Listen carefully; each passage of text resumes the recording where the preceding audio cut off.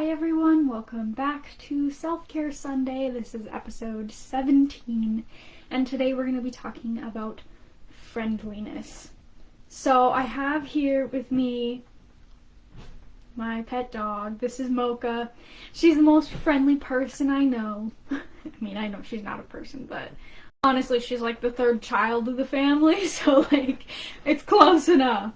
But yeah, this is her. She's itching now. Mocha, here, let me see if I can adjust this so you can see her better.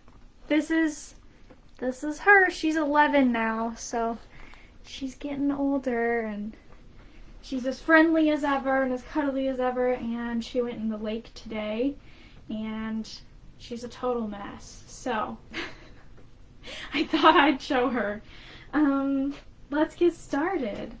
You gonna sit in my lap? Okay. Alright. So we're gonna get started with a virtue from the Family Virtues Guide today, and then we're gonna move on and talk a little bit more about it. I figured we'd do kind of like a journaling prompt today to go with it.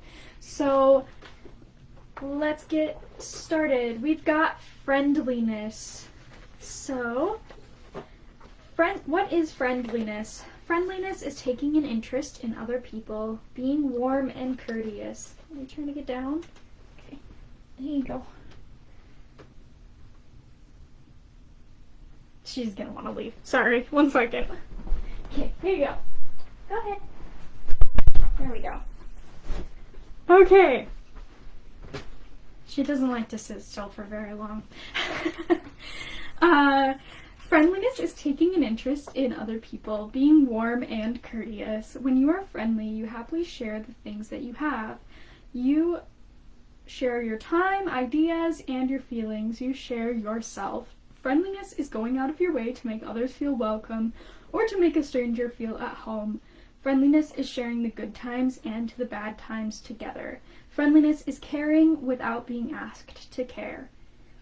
Friendliness is the best cure for loneliness.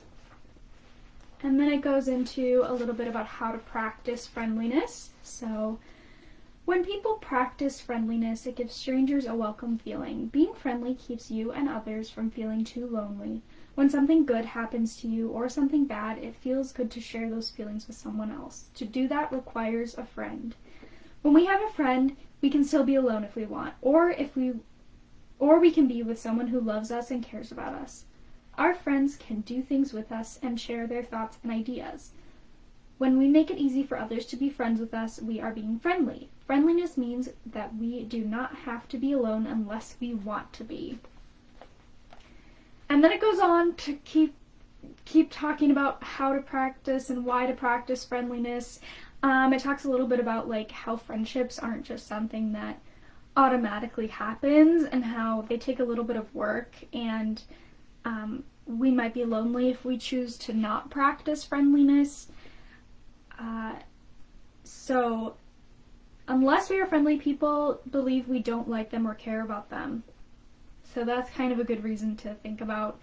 And then many people are shy and need a friendly person to go out of their way before they feel comfortable. Friendliness attracts people and allows them to get to know you and you to know them. Without friendliness, people keep to themselves, and no one would feel close or no one to feel close to or share with.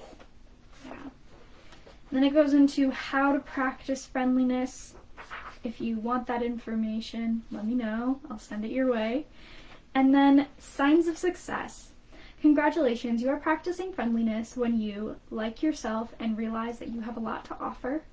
When you smile and greet people with courtesy, when you have the courage to introduce yourself, when you show an interest in others, when you ask people about themselves, and when you show caring when a friend needs you. Keep trying. You need more practice when you do not like yourself and think no one else would like you either. Keep your thoughts, feelings, and ideas to yourself. Avoid people that you don't know. Do everything by yourself. Do not share with others, and don't ask about others about themselves, and don't listen when they talk. The affirmation for this week is, I am friendly. Today I will smile and say hello to people. I will share myself and show an interest in others. I like myself, and I know I can make new friends. So, that's what the book has to say about it. We'll move on to the next part, which is, I thought we'd do a little journaling prompt today, so if you have a little notebook that you like to use, grab that, sheet of paper, whatever you got is just fine. I took a couple little notes because I've been thinking a lot about this recently. Okay. My thoughts. One of my friends calls them Lizzy thoughts TM in the comment section. I think that's hilarious. So that's what we're doing right now. I was thinking about the difference between friendliness and flirtiness.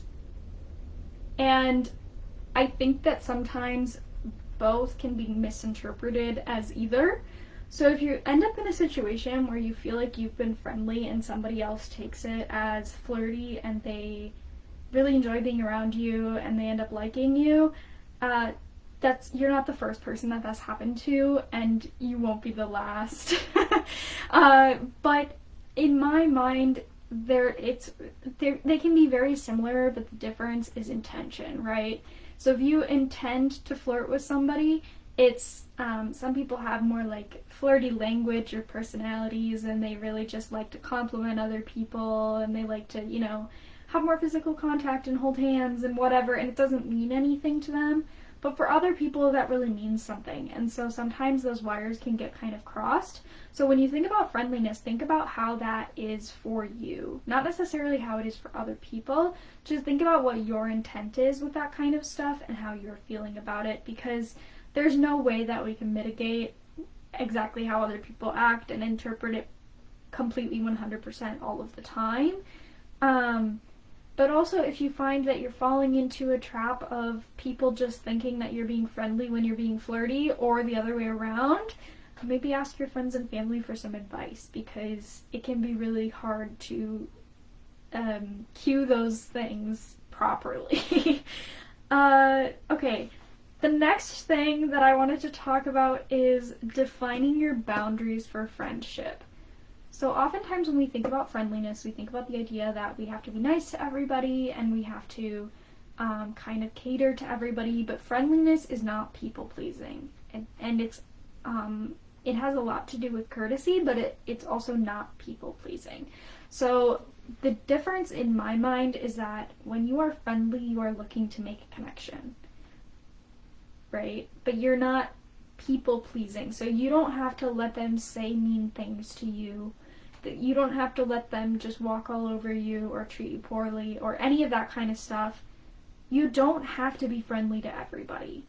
And it's good to give people the benefit of the doubt and attempt to be friendly, but safety always comes first. And especially when I'm thinking about people who have grown up presenting as female, as women, or people who present as women currently, that is really, really, really important, because you can end up in situations where you are being friendly and then somebody else is not being friendly to you. They are taking it way too far, and you can potentially end up in a dangerous situation. So you do not have to be friendly to everybody, and if you politely tell somebody that you don't want to be having a conversation or you don't like how close they are to you and they're still not listening, quite frankly, you can be rude, and you should be rude, because some people need a bigger hint than others. So don't feel bad if you can't apply friendliness to every area of your life. Defining boundaries with your friendship, I think, is really important, because especially in the Midwest, a lot of us grow up and we meet people at school, and then we just are friends with those people forever. And some of them turn out to be really amazing people that we love and want to keep in our lives. And others we either drift apart from, or they end up treating us poorly or not being a good friend. And so there comes a point when you have to reassess and realize, okay, is this still good for me? And a lot of people feel really, really horrible if it's just not a good match anymore. So when you're thinking about making new friends, or you're thinking about your current friends and you're having kind of some situations come up with them, it can be really helpful to think about what you want out of the friendship and what your boundaries are, because once you know that, it's a lot easier to integrate other people into your life.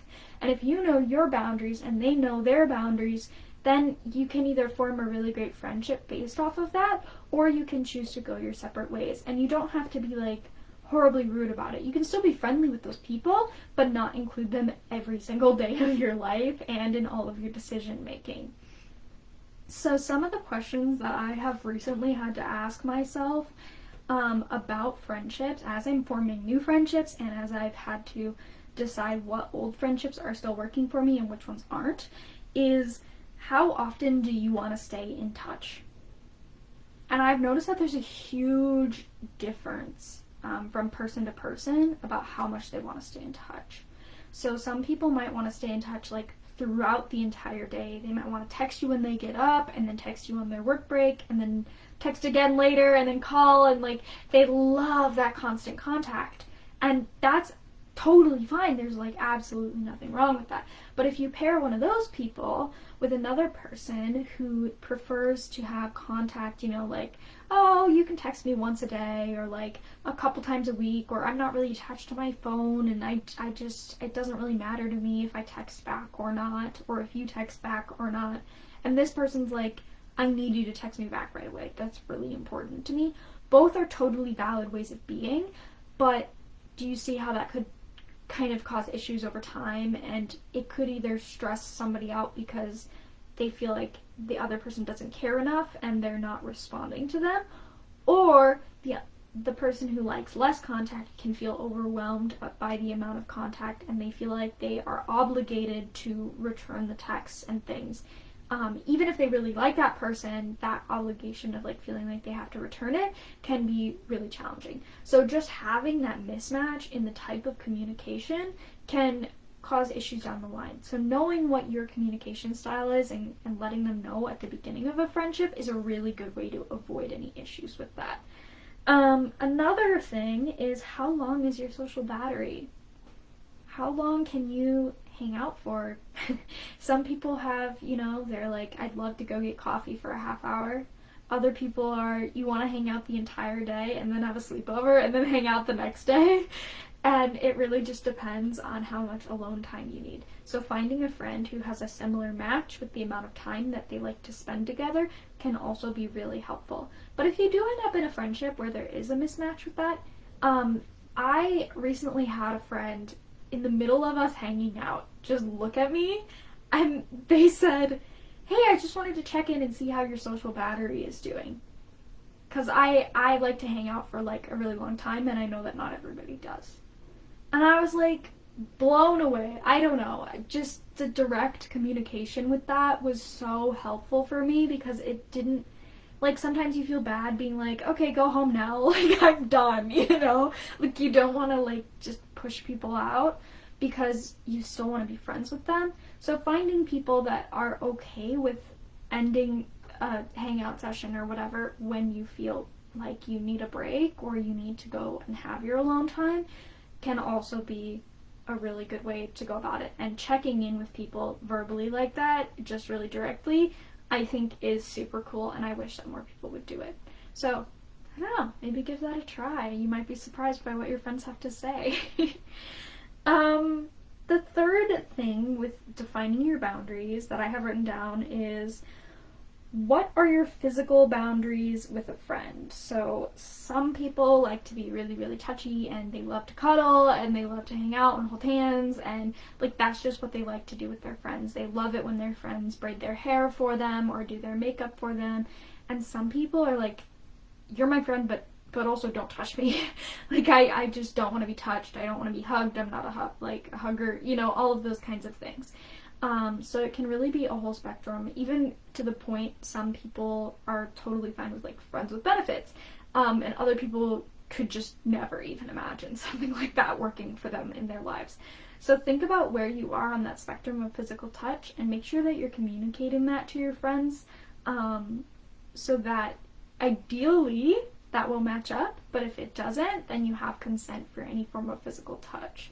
Because I feel like consent isn't talked about enough We use it a lot in theater, thankfully, which I think is really, really cool because even just like in everyday life, there's a social expectation that you give somebody a high five or a hug or you shake their hand, and not everybody's okay with that. They're just not. And so there's no like, hey, is this okay? And then once you have that kind of ongoing regular interaction with that person, it's a little bit easier to know.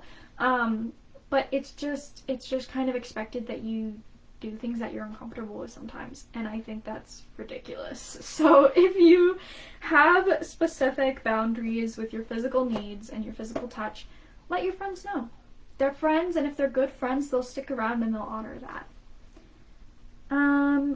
So if you want to like write anything down about that, if you're watching this afterwards, you can also pause the video and take a minute to write down your boundaries.